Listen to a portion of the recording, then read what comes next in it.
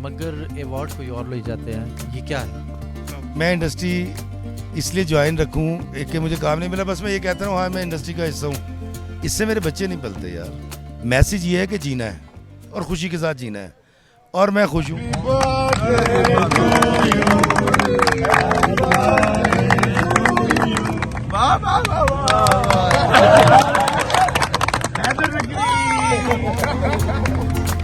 आप सबके लिए तालियां।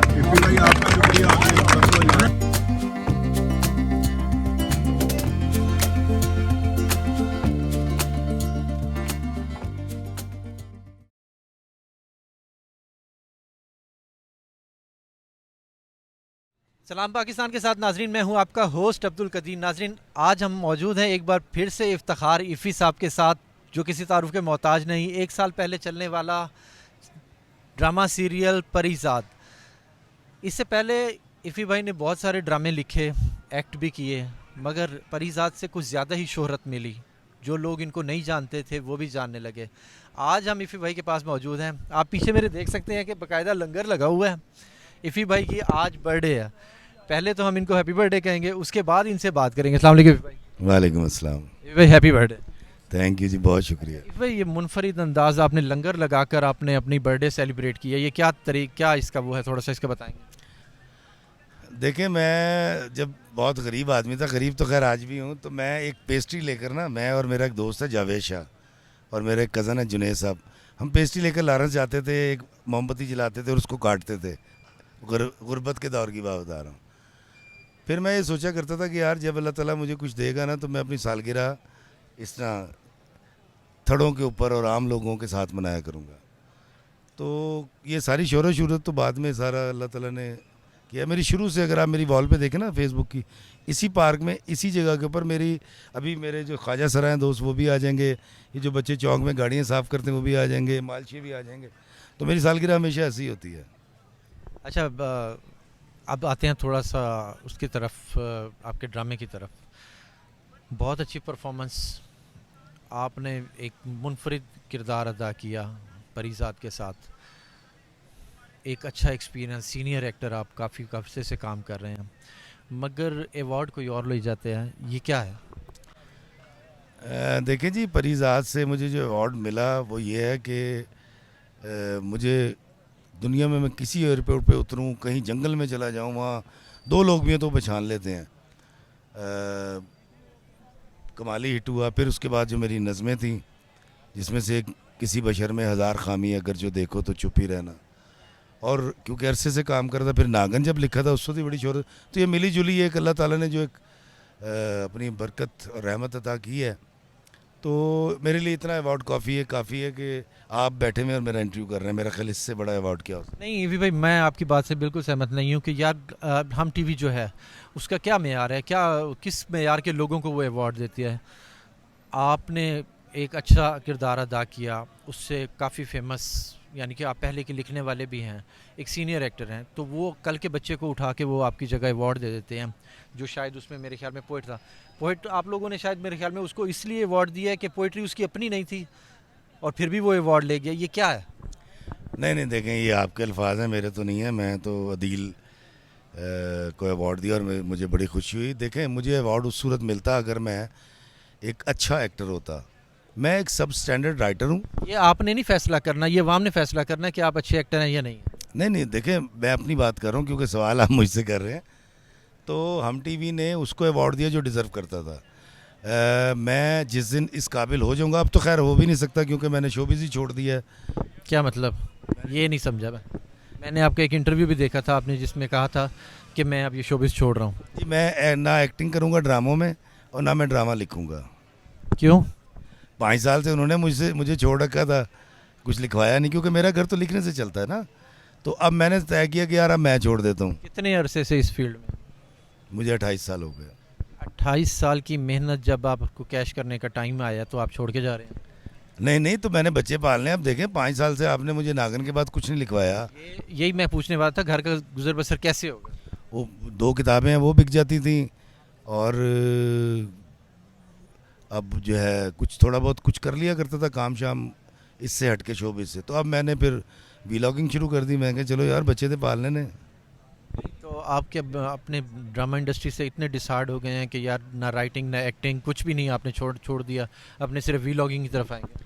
नहीं नहीं, देखें मैं बिल्कुल डिसाइड नहीं हूँ पहले इस बात डिसाइड वाली है जो आप छोड़ के जा रहे हैं। नहीं नहीं नहीं नहीं, बात यह है कि मुझे इस वक्त अपना पेशा बदलना था, क्योंकि मुझे जीना है और ख़ुशी के साथ जीना है और अपने बच्चे पालने हैं। ठीक है, मेरे 2 बच्चे यूनिवर्सिटी में पढ़ते हैं, उनकी सेमेस्टर की फ़ीस है, बिजली का बिल, पेट्रोल, घर का जो खर्चे होते हैं।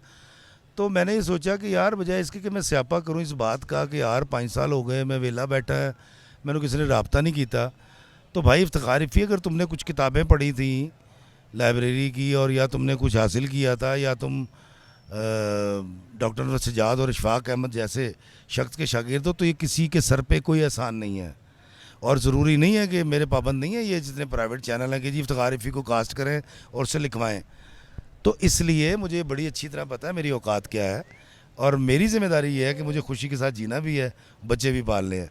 तो मैंने फिर अल्लाह ताला ने मुझे व्लॉगिंग से इतने पैसे आ जाते हैं कि मैं अल्लाह के नाम का भी दे देता हूँ और अपने बच्चे भी पाल लेता हूँ, तो मुझे क्या ज़रूरत है यार। वो तो आपने मुझे पिछले लास्ट टाइम जब मैंने आपका इंटरव्यू लिया था तो आपने कहा था कि मेरे जितने भी इससे मैं पैसे आएंगे उसका कुछ हिस्सा जो सा है मैं लोगों को नाश्ता करवा के या खाना खिला के या इस तरह मदद करूँगा। तो वो काम कहाँ तक पहुँचा? जी वो बिल्कुल चल रहा है और अल्लाह का शुक्र है, लंगर भी चल रहा है, सुबह का नाश्ता भी चल रहा है और मेरे घर का खर्चा भी चल रहा है, वो मालिक दे रहा है।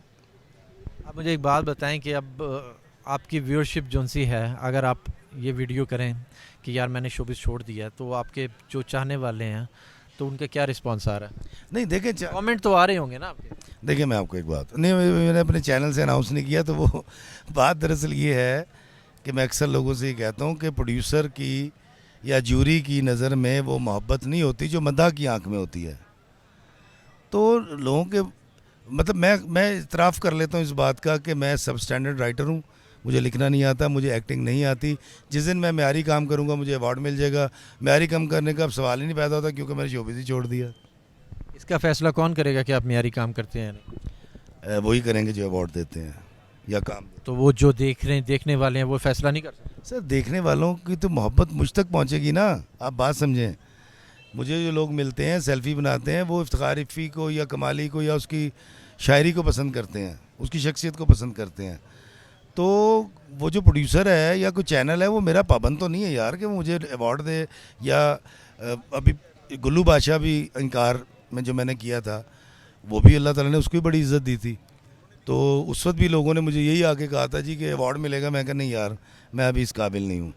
28 साल आपने इंडस्ट्री को दिए हैं, इंडस्ट्री अब आप कह रहे हैं जी मैंने छोड़ दिया, तो इस 28 साल में आपने क्या सीखा?